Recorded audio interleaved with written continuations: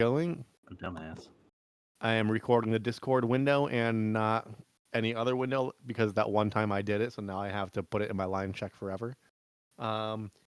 You should have just put up the recording of your script. Yeah. No, it says terrible things about both of you. 5, 4, 3, 2, 1, opener. You must have done some naughty shit there, Bart. There's a contract out on your life. Believe me, I was hired to kill you. But I'm not gonna do it. It's either because I'm in love with your daughter or I have a newfound respect for life. That punk is either in love with that guy's daughter or he has a newfound respect for life. My whole life! Hopefully not. So Hello good. and welcome to the Best Movie Ever Made, an experimental movie podcast designed with one thing in mind: to find the best movie ever made. I'm your host, Chris Achman. I'm joined by my co-host and fellow mad scientist, Rob Scucci, and Bob Hessick. Hey guys, how are you? And why are we doing Grosse Pointe Blank? Because it's probably in my top 5 movies, and it's great. It's so good that it beat out Double Shawshank on the last poll, even though you tried sandbagging me by obscuring the movie title with Double Shawshank. I did. So I I am feeling great. I am ready to get into this. Based on the clips you chose, I have reason to believe you really like this movie, even though you aggressively hate both John Cusack and even more so Dan Aykroyd. So I am very excited to get into this and see how things go. Hey Bob, how are you? So true. Hey, I'm always happy to watch a good movie. I've been watching some real stinkers recently, and this was a nice break. It was a nice palate cleanse. Yeah, definitely a nice palate cleanse. All right. So Well, can I say something real quick? Sure. I want to let you know, Rob, that I ended up using an abuser as one of our What Ages Well? Okay. Or What Works Well? And I don't remember the title of test number 3, What Works Well? Is it What Works Well? It's or what is well? I don't know. I don't remember. What works well? It's what works Yeah, well. okay. So get ready, because I'm going to have you use an abuser for What Works Well. Go ahead, Bob. Why don't you explain this movie for us? Hey, Bob's about to do one of his famous movie explanations. What? Where? Why, what? Come on, man, out with it. We haven't got all day to wait. Just over there. Hooray. Okay, Hunky Hitman hitches up with Honey from high school for hijinks and hilarity. She is a honey. With Honey from high school for hijinks and hilarity. Okay, cool. I like it. Yeah, I'll be as succinct as I can be because it's not that, it's a slightly complex story, but not that complex. So a hitman who is obsessed with his high school girlfriend takes a hit job in his hometown during his 10-year high school reunion. And he tries to rekindle the relationship, realizing that his line of work is likely at an end if he wants to make it work. Okay. Yeah. Perfect. Yeah, very nice, Bob. And this is why we have Bob explain the movies, because Rob and I would not be so succinct, I don't think. Yeah. But you know what we like to use Rob for? We like to use Rob to comb the pits of insanity over in YouTube, because Rob is one of them. So, Rob, why don't you throw it to YouTube comments? Sure. And remember, my friend, Poo-poo and pee-pee on YouTube! will affect you in the future. These are going to piss you off, Chris. Here we go. Yeah. John Cusack is the undisputed king of the rom-com. Agreed. No. Next comment. Best movie ever. Agreed. Next comment. One of the best. Agreed. Next comment. Thank you, John Cusack. Agreed. Next comment. I like this movie the same way I love Raising Arizona and Tremors. Hey. Silly but well worth it. Agreed. Next comment. First time I've laughed at a film in decades. Agreed. Next comment. Excellent movie. Agreed. Next comment. Take care of yourself, Ken. Thank you for the pen. Agreed. Next comment. John Wick did it with a pencil, but Cusack did it first with a pen. Agreed. And then, this is probably catch-all territory, but it's funny. Next comment. Most bullets ever fired out of 2 revolvers in history. Yeah, well, I do have a comment on that, but yeah, we'll save it for the catch-all. Also, I want to warn you, my wife and children are going to burst through the door at some point and That's probably fine. be loud. But yeah, be ready for that because they're watching fireworks, so they're not in the house. Okay. But for now, throw it to test number 1, the best of its kind. Test number 1, the best of its kind. All right. All right, Mallrats, Jason Lee, Michael Rooker. Right. We love. We've seen on the podcast before. 58. Uh-huh. Better Off Dead with Cusack himself is 77. Oh, That's good. That's a good movie. I love that movie. It's fucking great. 16 Candles, Molly Ringwald and Anthony Michael Hall in 81. All right. Fast Times at Ridgemont High, Sean Penn is 78. And a movie called Real Genius with Val Kilmer is 77. I heard that one blows. I never heard. No, I've heard of it, but I that's- haven't seen it. Classic. I grew up with it. I love it. Oh, Right. okay. Well, that's a high average. It's a 74.2. I'm sorry about that. Rob, what do you think Grosse Pointe Blank has? I It's bet like you a know. 90. Like, I actually don't know the score, even though I'm obsessed with this movie. It's got to be like a 95, though. I'm going to say somewhere in the 86. Bob, you're closer with an 82. That gives us a 7.8 in the positive. It is the best of its kind, but not by too much. Okay. That sounds about right. Let's throw it to test number 2. Ain't that a pitch? How about that kinky sex? I can't resist your charm, Danny boy. Wow. What a pitch. All right. Who's I'm going first? extremely proud of mine. Can I go third? It's fine. Bob. Yeah, You- I'll start. All right. Because mine is just, I wrote mine just to make you mad. Okay. All right. With a soundtrack the opposite of Muzak and a leading lady who didn't need a huge rack, Al Larkin is such a pro, but who really steals the show is that devilishly handsome John Cusack. Ew. Just piss me off. Okay. I did some plotting here. So, John Cusack's Martin Blank is sullen and forlorn. He gets invited to his hometown, but hasn't been fully warned. He wants to tap Minnie Driver, pop off some rounds, and bust inside her. Bing, bang, boom, ha ha ha, popcorn. Very nice. Bob, this is the antithesis of yours, I think. You ready? Yeah. The Cusacks are ugly. There's no way around it. I look upon them and I'm completely confounded. John looks ill. This is a good film, and Joan's face looks like dough twice over pounded. You know, can I just say one thing about Joan Cusack? She's gross. She seems like it's almost like the way her character is. It's like they wanted Gillian Anderson from the X-Files, but they couldn't get her. So like, hey John, can you get your sister Joan on the phone? Yeah, we got right. a gig for her. They're in lots of stuff together. Like They are. I didn't Yeah. I didn't list it, but it was a lot. It was like a dozen films together, Yeah. True. Yeah. including 16 Candles, actually. Oh, how about that? Hmm. All right. So who wins? I like Rob's 4. We all win because we watched this great movie, and we don't So really. what, rank like these. So what, like a team 3? I'll take a 5. Team 3. Bob? Oh, sure. Even though I said Rob 4. Yeah, and I said Rob 5. So that's Rob 4.5, and Chris said 3. So 5 plus 4, that's 9.5 plus 3 is 12.5. So like 4 and 4.125 1.5 or something. Yeah. Yeah. All right. So Sure. a Rob win 4.125. I'm not good at math. My head hurts. We're going highbrow again, by the way, guys. All right, let's throw to test number 3. This is what works well, I'm pretty sure. Test number 3. What works well?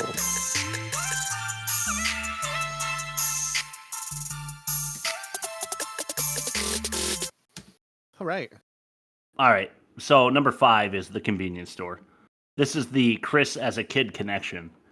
I do love the convenience store, Rob. I think you mentioned something along those lines, but like the Doom arcade game and all the candies and soda pops and everything. Everything I remember as a kid loving about Melba Pharmacy was the convenience store that I would go to all the time as a kid. So yeah, it gave me those goosebumpsy, like really good feels. Number 4, this is Jumpy John's judoing a gentleman in the gym. Yeah. I like that if you're going to have an assassin and the guy's going to introduce himself a little too fast. I like that, what's his name? in the movie? I don't remember his character name. Martin Blank? Aykroyd? No. Yeah, Martin Blank. Thank you. Yeah. Oh. I love that Martin Blank is like doing judo and shit to like fuck this guy up, you know? Yeah. Yeah, he is. And he should be. Sorry, I'm looking for my... There it is. I'm just going to plug in the laptop real quick. All right. There we go. All right, number 3. This is The Abuser. We have 2 abusers. I gave them It's names. the first one. It's the one that happens at like 4 minutes in the movie. Good. Hey, mental telepathy, astral projection, you know. Here you are. Right. You know why? Right. Because Why? Because he's fucking insane now.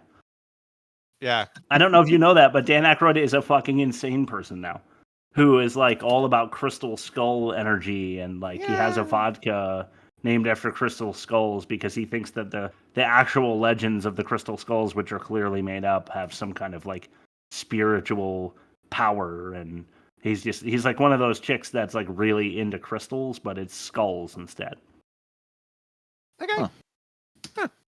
Yeah, I didn't know if you knew that. He's also like a huge like UFO guy. Like I don't know if he's been abducted, but like knows people who have been abducted and like anally probed and all this stuff, you know? Yeah. And he believes in everything. Dennis Quaid and his whole Star-Whacker theory. Randy Quaid. Oh, really? Randy Quaid. Randy Quaid, yeah. Randy Quaid and the Star-Whackers. Randy Quaid and the Star... That's a great band name. Randy Quaid and the Star-Whackers. Yeah, it is. Give them a listen, for sure. All right, number 2 in what works well, and in my opinion, what ages well, this is Minnie Driver. I mean, have you seen her lately? Have you seen her lately? She's still I Googled her because I didn't know if it was spelled with an I-E or a Y when I was doing my limerick, and I was like, okay. Yeah, still looking real fine. But I don't know, there's something about her in this movie that's just extremely attractive. Yeah, it's the it's the forwardness and the confidence and the hint of loss in her eyes as she rekindles an old love. With the one that forced American accent. Oh, I didn't even realize. I didn't know. Good job. Number 1, though. Jeremy gets Jameson and Cusack gets a club soda. But I'm talking about Jeremy Piven. I don't remember his character name, but after the murder, I thought this was great. They go to the bar, and the dude who just saw his first body, it gets a whiskey because that's what you would do, you know, if you just had to help your friend dispose of a body. And Cusack's like, I'll have a club soda, and it's subtle. Yeah, it's subtle, but it gives you the feeling, and I really love that. Did you guys want to mention anything else? The whole movie. Oh. Hank Azaria. Sure. Yeah. Because it's not in your clips, but like when Blank comes into like the men's room, and then like he leaves, and then Aykroyd comes out of the stall, and he's like, "Oh, he's coming back," like, and then Aykroyd runs. He's like, "Oh, fuck you guys." Yeah, I did like that. All right, Rob, go ahead and throw it to your ad read so you can tell us how good this movie is. No, that's not what I. Hey, Rob, this guy wants a peek at your goods. Permit me to see one. Bring in the big one. Rob's ad read. Today's episode of The Best Movie Ever Made is brought to you by Dr. Schlong's Hole Wideners. Dr. Schlong is just his name, and this has nothing to do with your wiggly little penis. So what holes are being widened, you asked? Front holes, back holes, top holes and bottom holes, side holes, other side holes, and break on through to the other side holes. Wow. Dr. Schlong's Hole Wideners, for when your current girth and depth needs to be just a little more open. Rob has a migraine. This is the best it's going to be. Okay. Thank you, Dr. Schlong. Can't wait to give one of those hole openers or wideners a try. Sweet. Glad to have you on board. Yeah. All right, let's throw it to test number 4, the best dialogue. Good movie, best dialogue. Here we go. Test number 4, the best dialogue.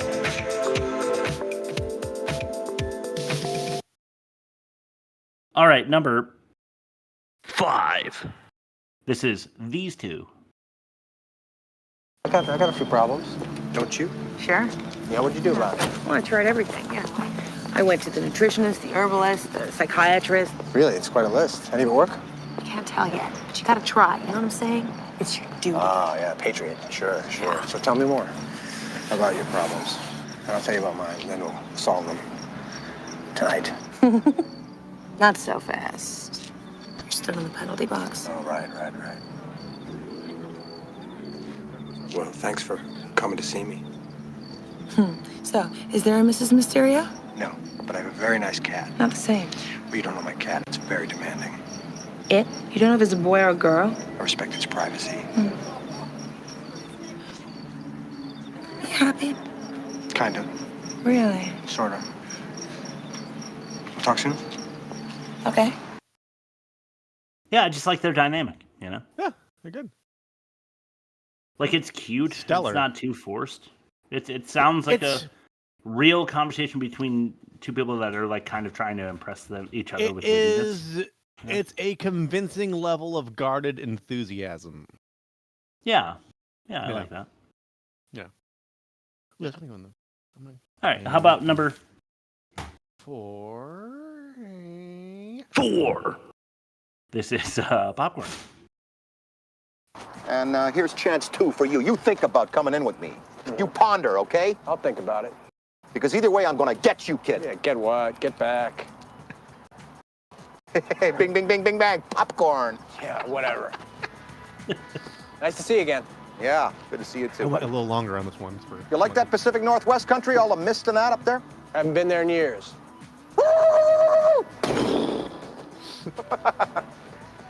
Catch you. Yeah, you look great. Nice to see you again. Drive safe. All right. Yeah, nice. Yeah. I like the little addition there. Yeah, it's super weird. But, I don't know, I kind of like it. Yeah. I don't really know what he means.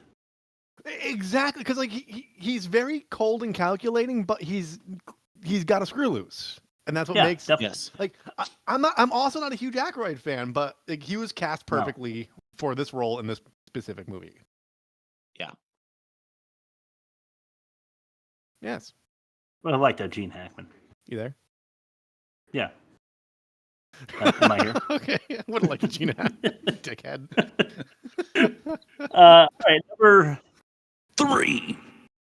This is Give It a Shot. I had one where I was that television mechanical rabbit. You know, with The battery bunny. Yeah, I was the bunny. That sounds like a very, very depressed dream. Really? Yes. Why? Mine is a terrible dream. It's a depressing dream to dream about that rabbit. It's got no brain. It's got no blood. It's got no anima. It just keeps banging on those meaningless symbols endlessly and going and going and going. Time is up. Time's up already? We want to do a half a session? Can we just pretend like we have a normal doctor-patient relationship? I'll ask you a piece of advice. You give me an answer. You know, advice. Should I go to the reunion? Yes. Get out of town. Thank you. Go see some old friends. Have some punch. Visit with what's her name? Debbie. Debbie. Don't kill anybody for a few days. See what it feels like. I'll give it a shot. No, don't give it a shot. Don't shoot anything. That's the first scene with the therapist, right? In the whole movie. The reason it works so well because it's immediately adversarial from the therapist perspective because he's like, you just keep showing up and acting like exactly. Patient. I actually thought I liked their relationship the most. I thought that them on screen together or talking over the phone was the best the movie got, in my opinion. Yeah. Because of that exactly. Like the therapist feels necessary to help him because that's what he dedicated his life to. Yeah. But he is fucking terrified and would really rather not. Yeah. But like as long as he's trapped, he like does give him advice, you know? I just really like that dynamic. Yeah, it's like a really complicated dynamic and I love it personally. So I thought you don't that get was much better than Alan Arkin in terms of neurotic fear. Yeah. Yeah, have you honestly. seen the original The In-Laws with him and Peter Falk? No, but I I want have to now, 'cause not. I do like Alan Arkin. It's so good. He's Good. He's the grandpa in Little Miss Sunshine too, isn't he? Yes, he is. Yes. Also a great movie. Yeah. Yeah, it is. That might actually Honestly, make my poll that's for next season. That's how Ooh, much I like I'd that. totally watch It's that. a- Yeah, It's a candidate. It's a really great movie. I do love it. So that's fantastic. we should consider that next season. All right. All right, let's go to number 2. This is Tandem. So you never gave me an answer. He said we talk later. Well, this is later. See, I figure if we go together, we have a much better chance of getting out of there alive. You know, we can partner up, watch for traps, you know, go tandem. I think it'd be a lot safer than if we lone wolfed it. I have to say I'm curious as to what 10 years has done to you. You too. Is that the same bed? Uh-huh. The magic bed. The magic carpet. Wow. I'll tell you what. I'll give you an answer if you give me an airplane. Okay. Cool. Ready? Keep your feet low. I remember. Oh, it's been 10 years. Oh! Fly. Be free. I'm flying. Be free. Emancipation. Oh, you're free. Of course. Okay. What if your dad comes in? You can give him one, too. Hot. Yeah, I don't know. Like, it's again, and some of this will come up in my catch-all. But the way I've said it before on the pod, but the way that they can get a lot done with just a few sentences, like the idea of the airplane there at the end, is a great way to show what they like. That's a thing that they both remember they used to do. You know, which really makes you feel like they used to hang out. And I like that a lot. But I also love, towards the beginning of that clip, all the references to what he does for a living without her knowing or ever picking up on it. It's just really for you, the listener, which I love. And she doesn't, in a movie, a lesser quality movie, they would call back to it. But you don't need that. Like later she'd be like, oh, that's why you were saying we should go tandem and then we could watch each other's backs in case somebody, like blah, blah, blah, blah, blah. Like, they didn't have to call back to it because they knew you got it in the first place. Yeah. You know what I mean? Which I really love. Yeah. And Rob, I don't know if you influenced me here. You texted me this line before I ever saw the movie. So I think you set me up a little bit, but I do love number 1. Snare roll.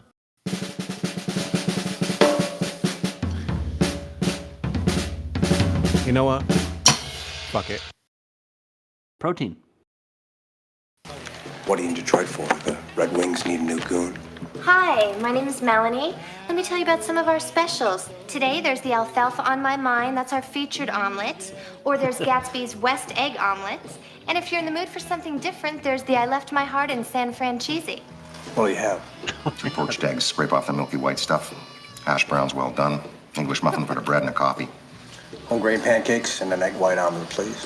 What would you like in your omelet? Nothing in the omelet, nothing at all. Well, that's not technically an omelet. Well, I don't want to get into a semantic argument over it. I just want the protein, all right? Come on there, Iceman. Live a little. I don't know. Why is that the best line in the movie? I agree. Because they're both sitting across from each other with guns drawn underneath the table, having a very serious moment, and like without breaking character, like he makes his preference clear to the waitress, and moments before he goes woo, woo, on the way out of the store when he finally snaps. Yeah. All right. That's why. Way to sum it up there, Rob. All right. That's what you have for great dialogue. I'm sure there's plenty more, but it was a good movie. I admit. But we'll get into some more clips in test number 6 later. For now, let's throw it to test number 5. Bob, take over with the best production. I do have an honorable mention because I don't think you get the clip for this. When he's driving in the car smoking a joint with Jeremy Piven, and he's like 10 years, and he gives him the whole rundown. He's like, I freaked out, joined the military, I got drafted by this, I came out, and now I'm a professional killer. And then he's like, okay, and then they keep driving, and then 30 seconds later, he's like, 10 years. He's like, I freaked out, I joined the army. That was good. Yeah, I did enjoy that. That's true. That should have made it, but it didn't. All right, so we're doing best production now, right? Hell yeah. Yeah. Test number 5, the best production.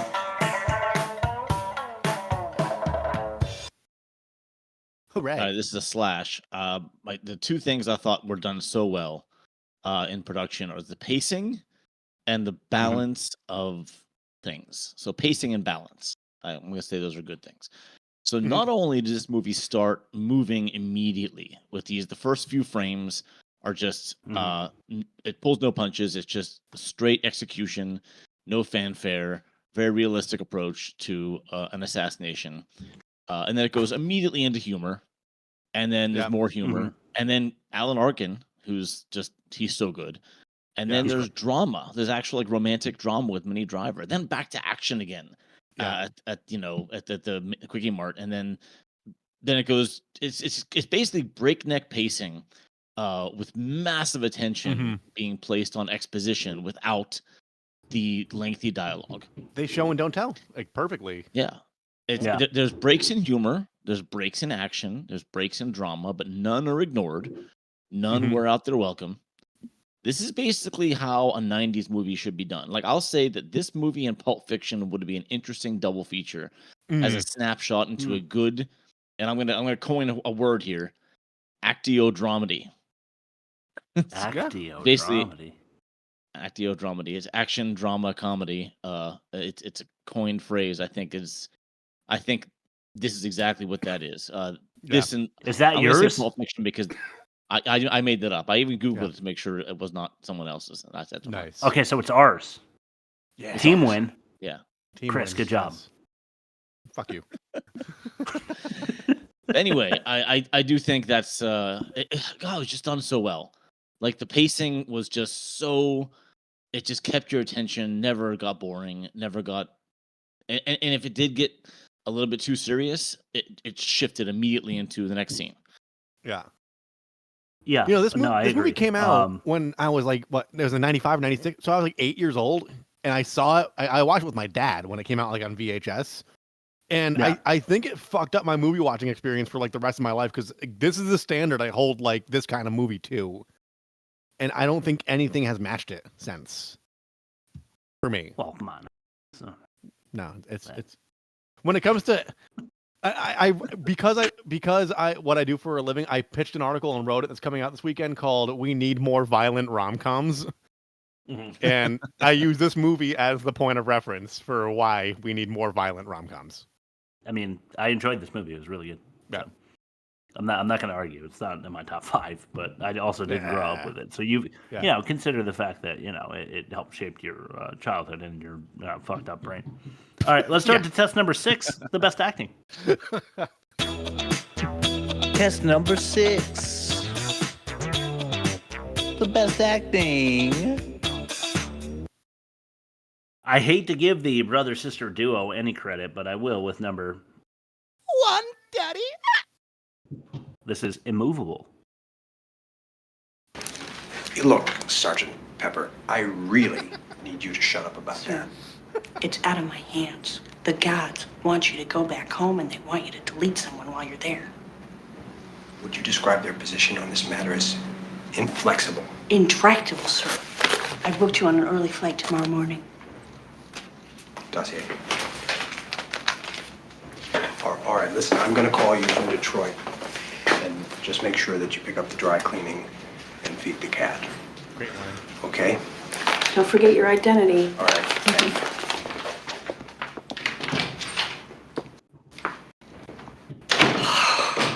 Could you tell Dr. Oatman that I'm on my way? Oh, yes, of course. All right? Bye-bye. Bye. I love how it's immediately implied that the dry cleaning and the cat means something else. And then you get the payoff in the third act when she's just dousing the office in gasoline. Yes. That is fucking dope. I gotta give it to John Cusack. Her reaction to his springing back into the office was really believable, and that's a hard thing to do. I think a lot of people do that wrong. So that was kind of the highlight for me there. But I believe they're brother sisters, so maybe they have an advantage. But I believe their relationship. Yeah, it's the same with I know you don't like saggy Gyllenhaal, but same kind of chemistry in Donnie Darko at the dinner table when like they're just brother and sister, just bickering and antagonizing each other. Like it was very believable because they actually probably did that in real life like at the dinner table. Yeah. So they channel that energy. Yeah. Yeah, she like before dinner though had her face in the oven for a little while. All right, let's jump to number. Boo! This is me breathing. Open. Listen. Don't hang up. All right, I didn't kill anyone, except some guy tried to kill me, so if I see that guy again, I'm definitely going to kill him, but I'm not going to kill anyone else, you know, except maybe the guy I was sent here to kill, I don't know. But anyway, I saw Debbie. I'm on my way to the reunion with Debbie, but I'm just feeling a little anxious. I still want to do a phone her. Okay. Repeat after me. I am at home with the me. I am rooted in the me who was on this adventure. I'm at home with the me. I'm rooted in the me who was on this adventure. Good. Now take a deep breath and realize that this is me breathing. I'm sorry, I'm confused. You don't understand. You want me to say it or you want me to realize it? What? That I'm breathing. Say it. This is me breathing. Good. We'll go do that for about 20 minutes. All right, I gotta go. Okay. Keep it up. Don't kill anybody. Right. He just doesn't give a shit anymore. He's just eating his chicken Caesar wrap in his dark office by himself. He can finally eat again because he got John Cusack to leave town. He's blowing his phone up. Yeah, I had to have another clip of them. I'm sorry. I know there wasn't all that much of them, but their dynamic was just my favorite. So there it is. Number 3. This is Reason. You're a government spook? Yes, I mean, no, I was before, but I'm not now. But that's all irrelevant, really. The idea of governments, nations is public relations theory at this point. I don't want to hear about the theories. I want to hear about the dead people. Explain the dead people. Who do you kill? That's very complicated, but in the beginning, it matters, of course, that you have something to hang on to, a specific ideology to defend, right? I mean, taming unchecked aggression, that was my personal favorite. Other guys like Live Free or Die, but, you get the idea. But that's all bullshit. And I know that now. That's all bullshit. You do it because you're trained to do it, you were encouraged to do it, and ultimately, you get to like it. I know that sounds bad. For money. You're a psychopath. No. Psychopath kills for no reason. I kill for money. It's a job. That didn't sound right. Let me see if I can put it another way.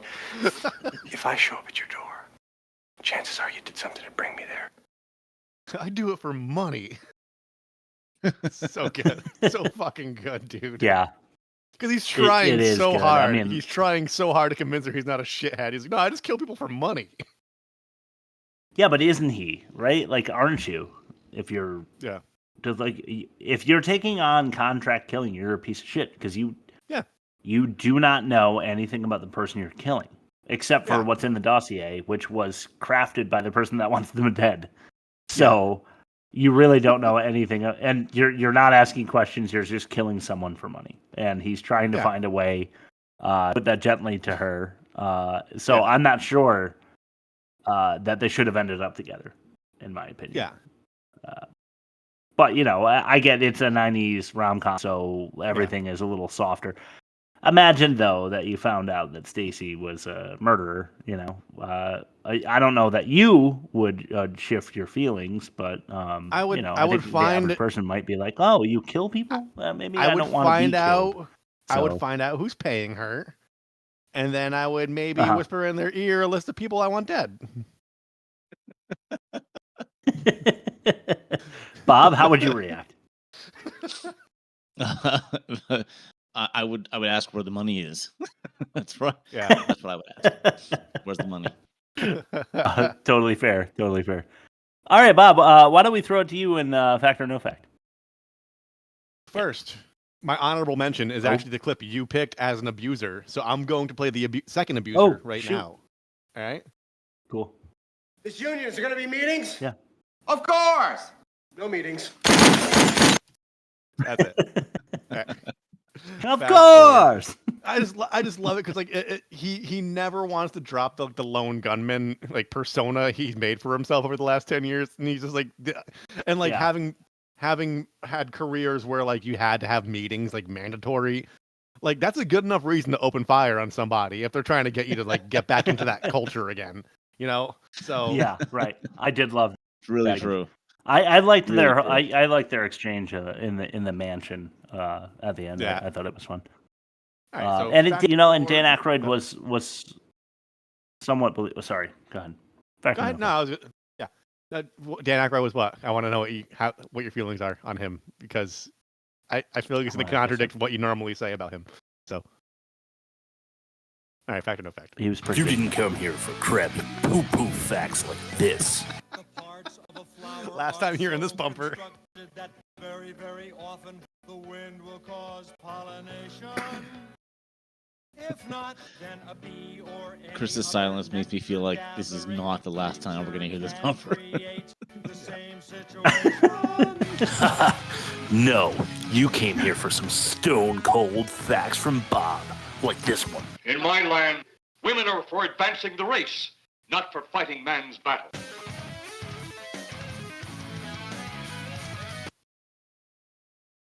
All right. So I called this game engrossed because I was engrossed. Right. Yeah.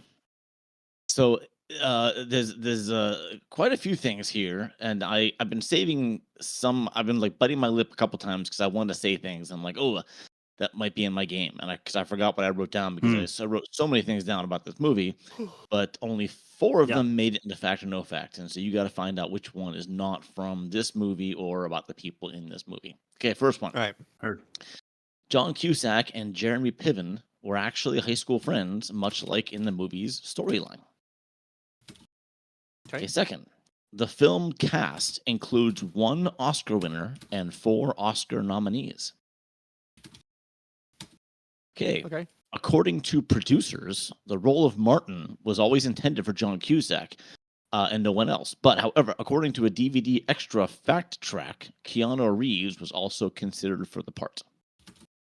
Okay. Okay, fourth one. The goon who was stalking Martin Blank and the one from the convenience store was a world La champion Poubelle. kickboxer. Yes. World champion kickboxer who also was John Cusack's kickboxing instructor for the movie. And fifth, this movie is the only IMDb credit for the screenwriter. Shit. See, you know what makes this segment so hard, Bob? Yeah. Is that I can't look any of this stuff up while trying to win. That's the hardest part. Of Honor system. The only part. Of It this is segment. difficult. Let's see. Yeah, how could you? You know, like I'm busy writing. I can't also like Cusack and look it up. Piven were actually high school friends. I mean, they seem around the same age. Their hairlines are at the similar lengths. I feel like in terms of like comedians like being in a graduating class with one another, I feel like they probably came up around the same time, had a similar like trajectory. So possibly includes 1 Oscar winner and 4 nominees. I don't know. I don't follow the award circuits enough to like confirm or deny that, but it sounds believable. I would say the therapist whose name constantly escapes me may have been a winner because he's very talented. Always intended for Cusack, but Reeves was mentioned. This was during the time where everybody was like hating on Keanu. He was like the Nickelback of the '90s when it came to acting. Like it was fun to dunk on him. Yeah. Whereas John Cusack has always been like the resident rom-com guy at that point in his career. Like if it was a rom-com and it was doing well, he was probably in it within like the late '80s to mid '90s. I believe the kickboxer thing because their fight was choreographed really well, and that makes sense if it was your trainer that you were fighting on screen. And then the only credit for screenwriter, I mean, I hope not. That'd be unfortunate because this is a perfect movie. But it's one of those things where it's like, you know, Harper Lee only wrote 1 novel for how long? So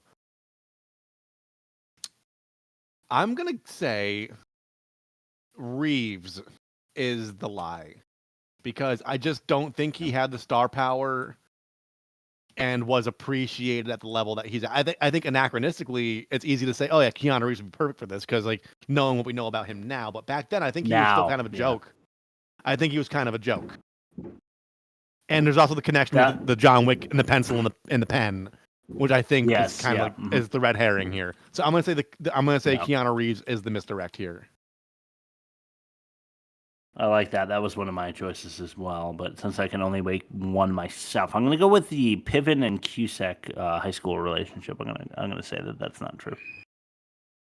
Sorry about my kids. That's fine. I got fireworks going right now. All right, so the facts of the matter are that Cusack and Piven were actually high school friends. Okay. Much like the movie storyline. Alan Arkin won an Oscar, and Minnie Driver, Barbara Harris, who played Cusack's mom in the movie, Dan Aykroyd, and Joan Cusack were all Oscar nominees. All right. Okay. According to, sorry, I'm gonna go. I almost said that. The goon stalking Martin Blank was Benny the Jet, and he was a world champion kickboxer and Cusack's kickboxing instructor. And the person who's credited as the screenwriter was this is his only credit for screenwriting. Wow. Robbie. This is his only credit for anything. His entire IMDb page is empty except for this.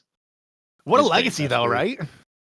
Imagine it's like a bunch of movies come out and you're just like, bam, dominoes, and then you just back out of the room and like you're done, dude. That's fucking amazing. So you're right and you're wrong. Keanu Reeves was a star by this point. He was Point Break, Speed. Yeah. He was a serious contender. What do you call that? Force to be contended with. People liked him.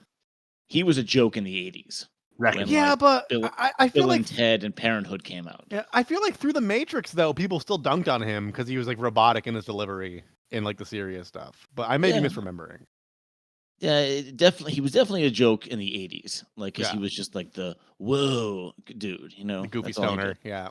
But anyway, I actually took that fact from a movie that came out 2 years earlier. Remember Leon the Professional? Yes. Yes. He was actually he was considered for the lead in that. Oh. No shit. That is outrageous. Another best movie contender. Yeah. Oh, I love that movie. I would fucking another one I saw in the theaters. I'm so happy to say I saw it in the theaters. Gary Oldman, one of my favorites. I'm jealous. Yeah. He's top 5 for me. Right. All right, cool. Thanks for that. Let's throw it to the catch-all. Rob This wins. gives me a plan. Time for the catch-all! Yeah, but I want this whole week is a win because I got Chris to watch Grosse Pointe Blank. So nothing can take the wind out of my sails. Not even took the wind out of mine. Nope. I'm happy. I'm glad to have the migraine because I'm doing this right now. Here's something tropey for you. The opens in nonchalance with accompanying turmoil. So, so John Cusack's Martin Blank is like not bothered by the fact that he's killing someone. He's just like on the phone and having a conversation. Yeah, I've seen it before. Yeah. Maybe it originated here.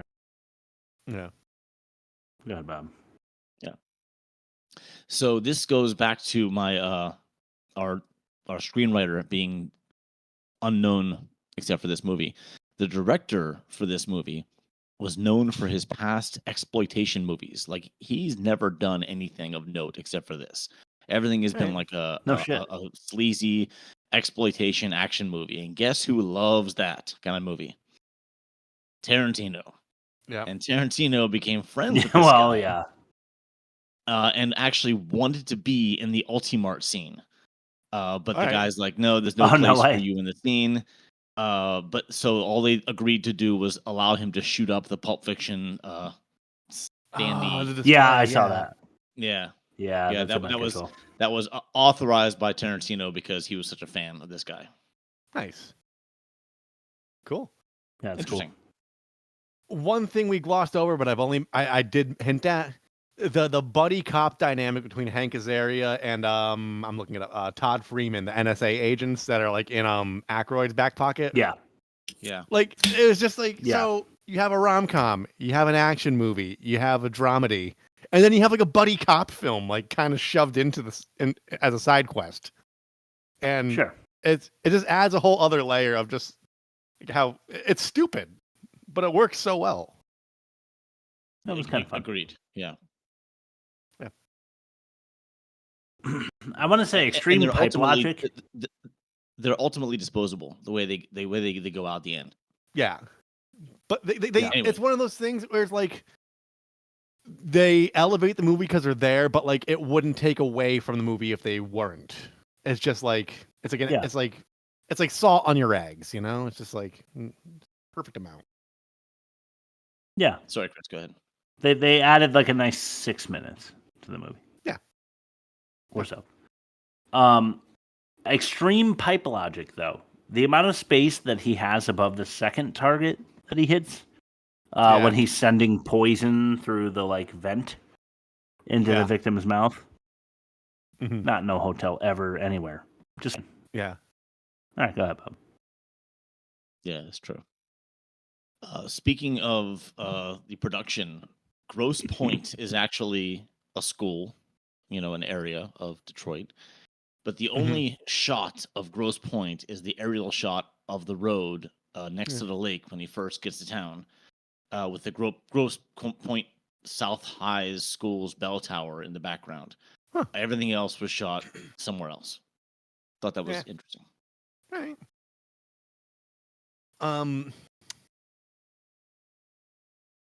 The TV on Aykroyd's head. This is something I'm going to take points away for. I know for a fact that tube TVs are like impossible to break the screen of. Like, I learned that fact because I used to watch like the Making the Music video. I can't hear you.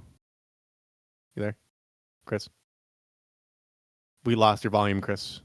Oh yeah, no sound for Chris. So while you're fixing that, there was a making of the video for Blink 182's. I think it was not First Day, rock show, and they said like while making the video, they like the people were like Travis Barker, like you can't break the TV in this video, and they thought they were breaking a rule or like doing like a environmental violation. They're like, no, it's physically impossible to like break a tube TV with a baseball bat because the screens are like so thick and they're vacuum sealed. So I didn't buy it when he got his head crushed by the TV. There's a movie from the 80s. It's called Henry: Portrait of a Serial Killer. Okay. Where someone else gets killed the same exact way, and I wonder if it was pulled from that, or if it was just like you said, convenient. Yeah. Chris, we still don't see you. Can you talk? Chris? Oh, he's frozen. He's intermittently frozen. Yes. So I guess we go back and forth, and then Chris will rapid fire. That sounds good to me. Can you nod yes or no? Hello? Can you try talking? Sort of. Yeah, I hear you. I hear you. Oh, we heard him. Okay. Yeah. Hi. Hi. How are you? Hi. All right. I'm getting rid of this internet provider. I'm just sick of it. Yeah. It's every fucking week I deal with this bullshit. I just don't understand. Yeah. I'm an AT&T fiber. And I'm guy sorry, myself. it lessens the quality of our pod. That's fine. The bar's pretty low. Xfinity, I hear it's pretty... Yeah, I mean, as soon as we blow up, I'm sure there's going to be like some production team that helps us like get this shit done. Oh yeah. Anyway, whose turn is it? Yours. Oh, how about that? He's not damn he's good, which shows his career instability. Like, he's not sure that he wants to do this anymore, I bet you at one point he was pretty like a sure thing, but he kind of fucks up. Yeah. He's good, but he's hesitant, and his hesitations are what fuck up his jobs. Yeah. Yeah. Right, because he doesn't really want to do it anymore. Yeah. Yeah. Which I really like. So the director originally wanted to shoot all the scenes at the high school in the actual Grosse Pointe South High, but the school board did not give permission because they thought it would be a bad look to have a graduate from Grosse Pointe be a hitman, which makes no sense because they were going to do that anyway. The school that's all right. You're right. School. Huh. Yeah. This isn't really an observation, but more so a question. Is this like a pop culture thing? Like the high school reunion is like Romeo and Michelle's high school reunion came out a couple years after that, and it's always been a trope in like sitcoms and movies. But like, is it like the food fight, or like no one actually does that? Because I remember like when I was still on Facebook, like it was just like the treasurer from our graduating class going like, "Hey guys, we're gonna have a reunion. We're gonna meet at this brewery. You know, you could bring a +1." And that was it. You know, were high school reunions ever like a big event? Did people ever actually take them seriously? I think they were. Yeah. Yes, my in-laws, before my father-in-law passed away, that was like the biggest event of the year. Every year they had the reunion. It was like a thing they looked forward to. It was a big deal. Like on the radio and shit. This is all before social media. Yeah, it's all before social media. I guess now that we're constantly in touch with everybody, it doesn't really matter anymore. So that's a good point. That kind of shifted with my generation, because same thing. They were like looking to have a 10-year reunion, and no one like responded. Like, we don't want to do that. We have Facebook now. And it was like, yeah. I'm in all of the DMs that matter. All right, fair enough. That's sick. All right, Grosse Pointe is an awful city name. I hate that this movie is called Grosse Pointe Blank. I just hate the title of the movie. I did not want to watch it solely based on the Cusack siblings being ugly and the name being ugly and everything about the aesthetic of this movie. Yeah. But, you know, they had Doom 2 in the convenience store, like I said before, so that was cool. Yeah. I'm going to jump ahead to my next one because it links to Chris's. Doom 2 was never actually built as an arcade cabinet. So the PC game, it was constructed just for this film. How about that? Yeah. That is cool. I thought that was cool. That is cool. Speaking of the Doom scene, that's one of my favorite lines is, "I'm hurt, I'm pissed, and now I gotta find a new job." Oh, that was great. I love that character. He completely does not care that like he almost got like fucking killed. He's just like, shit, now I gotta fill out an application. Go through and, like, the application process. Yeah. That's it. I love that it took 5 minutes to establish that his father was an alcoholic and that his mother's insane. Yeah. It really took no time at all. They didn't even say anything about his dad, except for that he poured out like a bottle of whiskey on his grave, which said it all. Just good movie. Visual storytelling. Get that done. Right, and which tells you a little bit about why he's so fucked up. So. Yeah. Yep. Yeah, very good. This was an interesting little thing I didn't see, and I read about it, and I went back and looked. The invitation to the reunion that he has stuffed on the mirror, it says it requires attendees to dress to kill. Oh, that's clever. No I actually never noticed that, but now I will never unnotice it. I did not. Yeah. Look for it.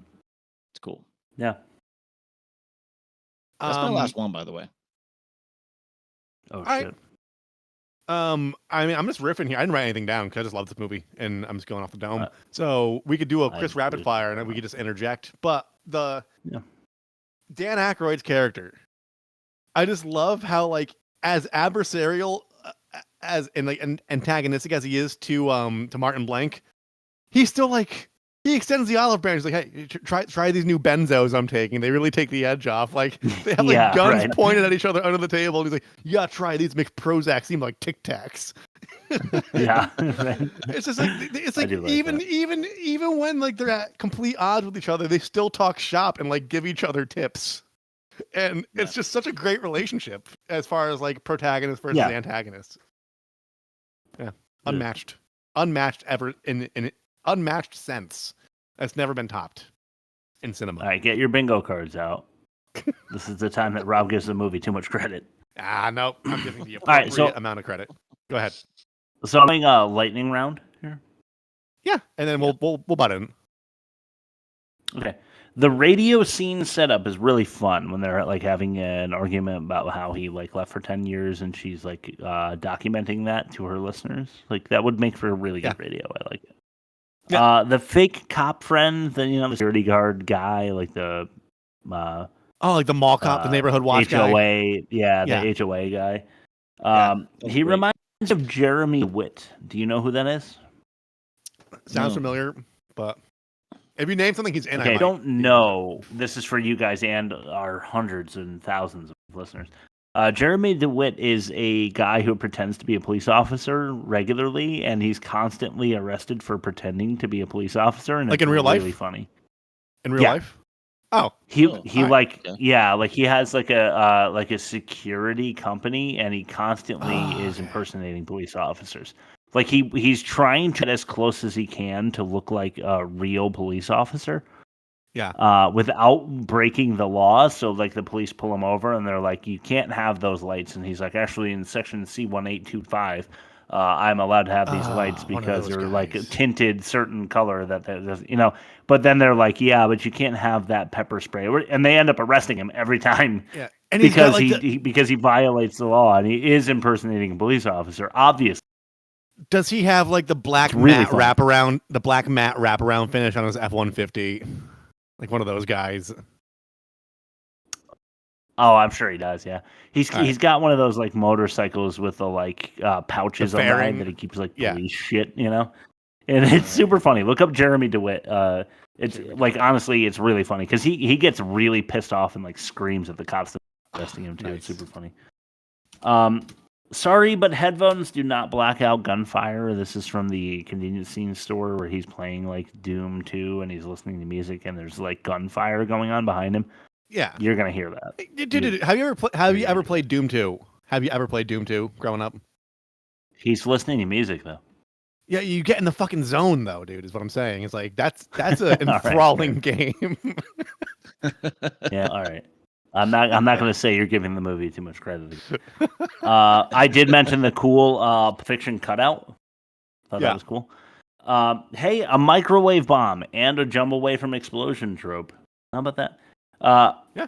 Here's a question for you though. With the microwave bomb, how does that work? Because you put the thing in the microwave, and then you set it for an amount of time, and somehow the assassin always knows exactly that it's going to go off when the timer on the microwave Yeah, is up. see that I'm didn't make saying sense. add another 2 minutes or something. Well, here's the thing though. It's if it's a consistent amount of heat hitting the block of what I would imagine is C4 or something similar. Yeah. Like wouldn't it just Yeah. like if you set it for 5 minutes, wouldn't it just blow after 3? After it had enough heat? That's what I mean. Is like, Yeah. like how do these assassins know exactly how much microwave energy to put into it that they get it from like 3, 2, 1, 0 it blows up? I'm saying add another minute just in case you're wrong. Yeah. Because you're definitely not dud. going to kill your target if Yeah. you Yeah. I just thought that was a funny thought. Yeah. That's worth some I research. love a I don't understand it either. So that might be no, worth some I don't research. get it at all. It's just artistic. It's really so license. that you You can. just gotta. Yeah. It is. It's a filmmaker thing because they want to look at the digital countdown on the microwave. Well, what I noticed when I saw that the guy did nothing but exploitation movies, I'm like, this was a big Hail Mary pass for this guy. Like, I'm gonna try to make Yeah. something commercially successful, but still throw in Yeah. a lot of my little things that I do. And Yeah. I think Yeah. that's just wow, such a great go. Yeah, a risk worth taking. He did a good job. I want to say that I love a dirty martini. This chick had like a dirty martini going, the one that interrupts them at dinner. Oh yeah. Yeah. Yeah. Yeah. I love a Speaking dirty of martini. speaking of interruptions, how did you feel about like the cokehead alcoholic jock with the poetry? Loved him. When he's just like, Oh, I'm loved him. drawing a Yeah. blank. Bob. Yeah. Loved Bobby. I thought though that so when Martin like shuts him down, Yeah. I feel like you give that guy like a few more lines of his poetry before you shut him down if you don't want Yeah. to get in a fist fight, which is what he's trying to Yeah. avoid. He's obviously being a dick by Yeah. coming down too fast. You gotta Yeah, listen to a that's a little good bit. point. So I didn't love that, but I did like the character. For a while. He leaves the reunion. Yeah, for a while. For a while. Great. For a while. That's fantastic. All right. Here's a problem. He leaves the reunion flyer next to the phone in his room for the other assassin to find. Yeah. which he does. He's getting careless. And that's how he knows how to find. Yeah, he's getting careless. Yeah, he is. He's following his heart instead of his mind, and that's where all the conflict comes from in this movie, Chris. So everyone at the reunion is only 28 years old. Give me a fucking break. Yeah, this is still the time. Still the time there in is 40. filmmaking. This is still the time in filmmaking where like they just did not get that right. Like you still had like 90210. Like they're all like 30 playing like freshmen. Yeah. No, He's gotta roll with it. they're not 20. Honestly, I want to say they were only a couple years off on Cusack and Piven. They weren't that far off because I want to say Cusack is he would have 8 30 years older than me. Cusack was born in 66, and this was in 96, and they're playing 28 years old, so he would have been 30 in real life. Okay, So yeah, that's not far. that's fine. Only a couple years. Everyone there though. Yeah, but Bobby? also this is the thing that got me. The lady who has checked them in. Remember, Yeah. she's like, Give me a break. She had The 45 next race. 3 kids. She said she had 3 kids. Yeah. But it's That's possible that's if she's like, fast some married her high school sweetheart and had kids right away. Maybe That's maybe fast that was the times whole- at Grosse Pointe High. I mean, maybe Yeah, that was I- the point, is like to show her life as like nothing but Grosse Pointe. Yeah. Maybe. Yes, I suppose. I wasn't mad at it. I was just Why like, was that woman wearing a wedding dress at the reunion? Maybe they got married that day. Or it was a prom dress that just looked wedding-ish. No, it was a wedding Huh? dress. Was it? I Oh. want It to was a wedding say dress. they may have got married that day and they went there before the honeymoon. What a couple of losers. I love when Martin's like, "Hey, Bobby, it's Martin from high school." Yeah. They're at the fucking high school reunion. Yeah. Um, I mean, the guy was by the blasted out way, of his gourd, though, right? So I think it was meant to be patronizing. Yeah, I think so. Martin left Martin had bloody fingers and clearly left a giant smear of blood on the wall that he did not address. Yeah. He got La Poubelle's blood all over the wall and did nothing about it. Dan Aykroyd running is just funny. Yeah. It's only for a short while, but he's like running with the guns. You're talking about when they're in the mansion and he Very closes the funny. door. He's just like, Yeah, it's really good. Really good stuff. I wanted to give them credit, though, because they reload in this movie. yes. Sure, it's a lot of clips, but they do reload, and they make it obvious. Another TV death a la Mother's Day.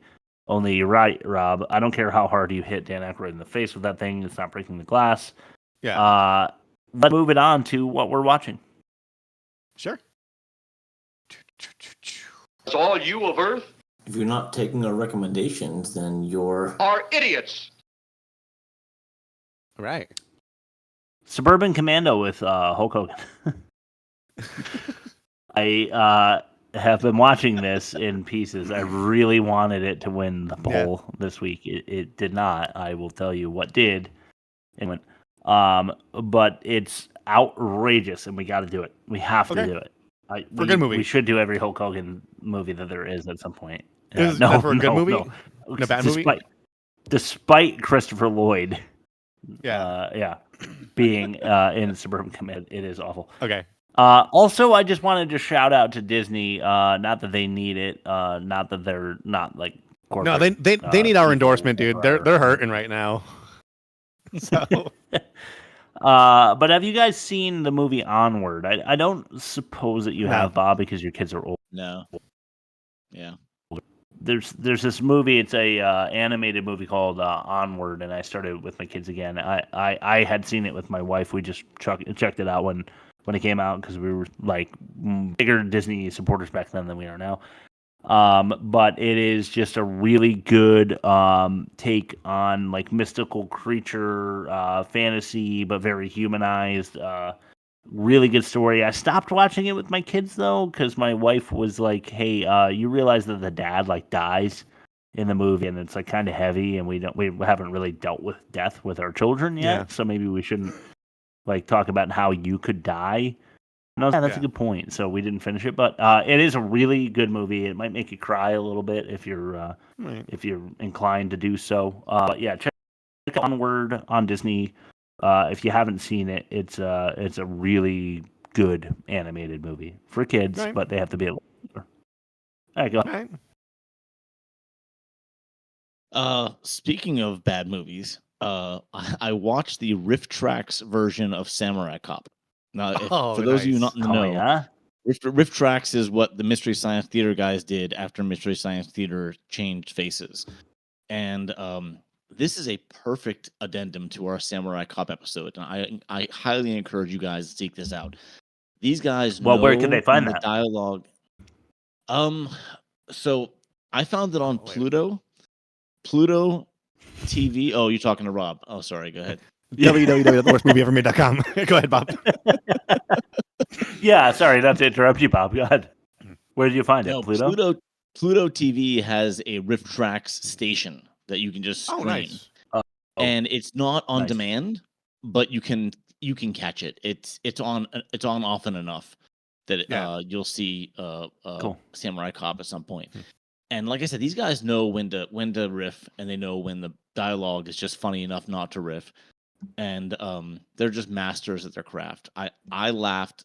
Like, I know Samurai Cop frontwards and backwards because of doing all the show, and it still got me every time. It just got me every time. And Awesome. and when the guy Awesome. says, when the guy talks about having a club up his ass, yeah, one of the riffers goes, he's like, forget about Casablanca. I have my new favorite movie line. Like they definitely just take And it the lines hurts. from the movie, and they're like that was just good. Nice. So yeah, I really really enjoyed that. I found myself like having sore face from laughing so hard watching that. Dope. And my other movie, I was a movie. It's one of the recent ones called Love Lies Bleeding. Okay. It came out last year. It has Kristen Stewart and Ed Harris. It's a semi-violent drama about a female bodybuilder who is an actress I don't know well, and she falls in love with a gym worker played by Kristen Stewart, and they unexpectedly get involved with her crime boss family led by Ed Harris. And this is also set in like I'll say mid to late 80s. So the bodybuilder is doing like steroids supplied by Kristen Stewart. And like goes into like blind rage and ends up killing a guy. So it's got some violence in. Oh, that's who it is. James Franco's brother. Other Franco. Yeah, the other Franco. Dave. I can't think of his name. Dave Franco. Yeah, he was in this. He was in this. All right. Yeah, and he's good. It's all right. I gave it. I want to say I gave it like 8 out of 10. Like it was good, just not great. But out of the movies that came out last year, it was in my top handful. Nice. All right. Cool. That's it. All right. So I have 3 things I'll just breeze through. The Bear season 3. It's a 10 episode run. It dropped on the 27th. It's good. It's I was afraid that it was going to go into straight dramatic territory, but they somehow they did the unthinkable and made it like 10 times more dramatic, but also an equal amount funnier. Lots of people just like screaming at each other to the point of like you as a viewer being uncomfortable, but like then like the wrong person just walking in, not knowing what's transpiring, and anyway being like, "What the fuck?" Like it's good. Yeah. So that was really good. And then I've been digging for pitches for bad movies because I want to have a run. I want to have one hell of a run next season. Cool. Evolution with David Duchovny and Sean William Scott and Donkey Lips from Salute Your Shorts and Julianne Moore and what's the other guy? I'm down. Yeah, it's good. It's basically like it's David Duchovny like being best known for X-Files, trying to get away from serious sci-fi by doing like a Fox Mulder adjacent character who's fun and kind of failing miserably, but it's still kind of funny. And then I watched Major Pain last night with Damon Wayans. And And it's stupid. It's like Full Metal Jacket for kids, but it's so fucking funny, dude. You know the one scene where he's just like, you need to pop your titty out his mouth and stop babying the kid. And she's like, what did you just say to me? And he's like, oh, I'm sorry. You need to pop your titty out his mouth. He's just so Roger Ebert gave it a 3 out of 4 stars, of all people. And he's just like, when you do a movie like this, you need to fully commit, and Damon Wayans did so. And I agree. Like it's one of those, like, I know this, it has like a 27 critic versus like an almost 70 audience. So it's one of those it's borderline. Okay. And it's like if you know you're part of the audience that this movie's directed to, it's a good time. But if you don't like that kind of humor, you're gonna hate it. Yeah, Damon Wayans is a talent. I've always thought he was. Yes. Out of the Wayans brothers, I thought he was the most talented. Yeah, so that's the most stuff. Yeah. I forget which Wayans brother. I think it was Marlon who did Requiem for a Dream. Oh, really? No. Yeah, he was good. He was good in that.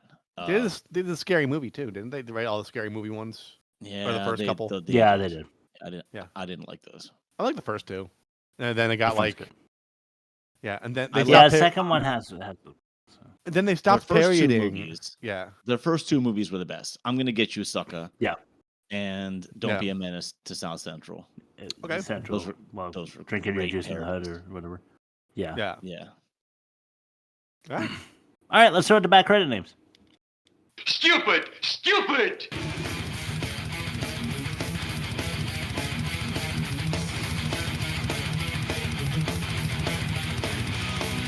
Bad credit names.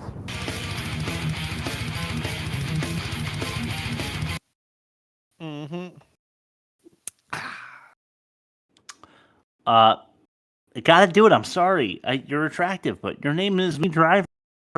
There was a movie that came out somewhat recently called Baby Driver. They took a name and made a weird movie name out of it because your name is weird.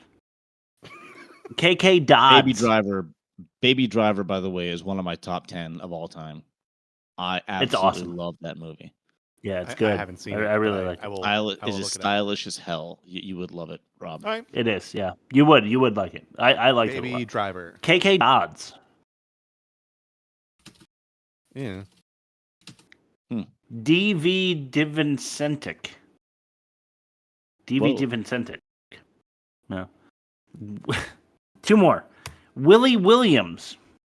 Ew. Terrence. So William Williams, but Willie Williams. Yeah. And last one is Cricky Long. Ew. The winner this week, Cricky Long. Glad to see you, Cricky Long. All right, let's go over to the results. Do I have I don't have a bumper for that. I'm doing the comparison bump. Yeah. All right. This gives me a plan. Let's compare the movie. All right. Plus 7.8 on best result. Good job. Grosse Pointe Blank, you're a good movie. Okay? Mm-hmm. There it is. Rob, you win with a 4.125 star pitch. Yeah. It's fitting that you would win this one. Yeah. What works well? I mean, this movie ages as well as Minnie Driver does. It's still great. It's like dialogue. 90s, it's like 90s Simpsons. It's a time capsule of the 90s, but it doesn't matter because it's that representative of the time it was created. It is much less offensive than almost everything else that came out in the 90s. Yeah. That's true. It is really not offensive. I agree. Yeah. Dialogue. I mean, sharp. Subtle. Witty. Sharp. Yeah. So even though the screenwriter was the screenwriter, he obviously brought the script saying, here's my movie. But John Cusack was actually a co-writer for the screenplay. Wow. Right. And it just goes to show that he knows how to write for himself. Yeah. Yeah. Like he knows. I still don't like the way he looks. Yeah. Wow. Production. Pacing. Balance. Yeah. Well done. Yeah. Acting. You know, it's fucking well acted. I thought it was. I Great didn't, chemistry. Yeah, nobody in there really made me upset about it. Everybody was And perfectly then cast, and nobody was out of their element. They were all perfectly cast for the role that was assigned to them. I would have liked Gene Hackman in there, but demerits. Demerits for me. I wrote ugly cast, minus Minnie Driver. Yeah, I mean, not entirely wrong. I don't. That kickboxer Hitman was an ugly dude, man. I don't want to sound like a gay. I don't want to sound like a. I don't want to sound like a queer or nothing, but like, John Cusack's just like a regular looking guy. Not even like up. I don't want to sound queer or nothing, but I'd love to shoot a hot creamy load right up his pooper. What do you say, stud? Orgasmo's a good movie contender. Yeah, it is. It is. I don't think it'll make it to good movie week. No. Anyway, next week, Bob, you have cause to celebrate. Oh, fuck. Last time you gave us the glove. This time you gave us Garbage Pail Kids or whatever it's called. The GPKM, the Garbage Pail Kids movie. This is listed as one of the worst movies of all time. Is it a cartoon? It's right in our wheelhouse. Is it a cartoon? Are they cartoons? No, I think it's live action. It's not a cartoon. Aren't they like trading cards or something? Like what are Garbage Pail They were. Kids? So All when I was in elementary school in the 80s, yes, we collected Garbage Pail Kids trading cards / stickers. All right. And it was a reaction to Cabbage Patch Kids, which was a toy that was in the 80s. And Garbage Pail Kids was like the opposite. They were all named like gross out names. Like there was a character named Ray Gunn, and he was he looked like Ronald Reagan, but he had like his finger on the button, like to blow things up. And then there was like Polly Puke or something like that. And then Prom Night Dumpster Baby, stuff like that. It was horrible, and for some reason I thought it was great, and I collected them, and so did my friends, and that was like a thing that we did.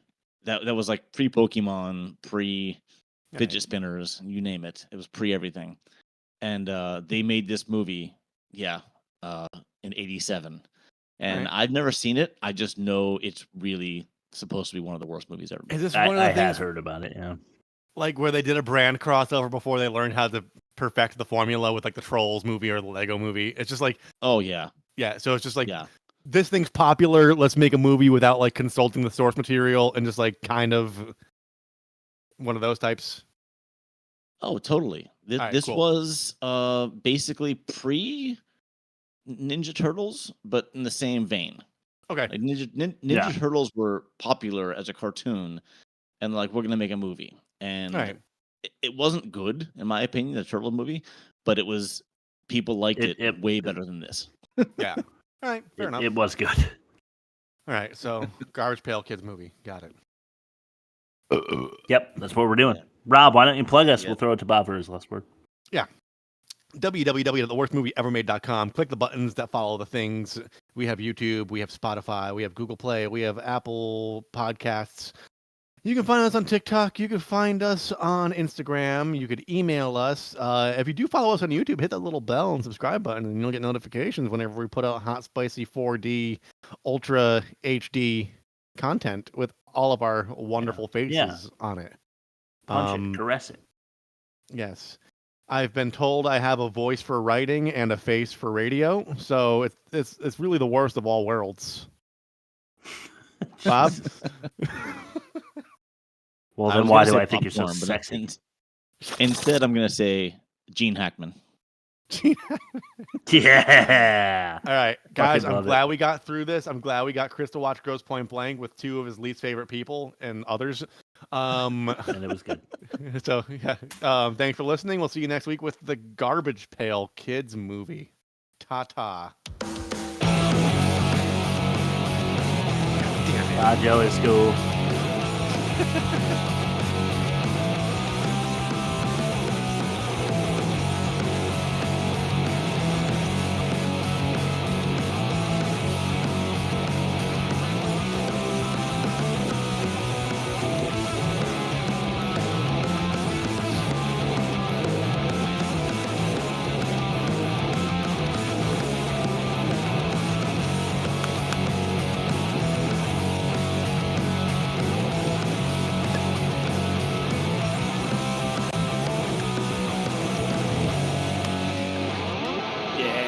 bye, Jelly School. Mario School. That was a fun. It was a fun episode. You win. I know, dude. It was a great movie.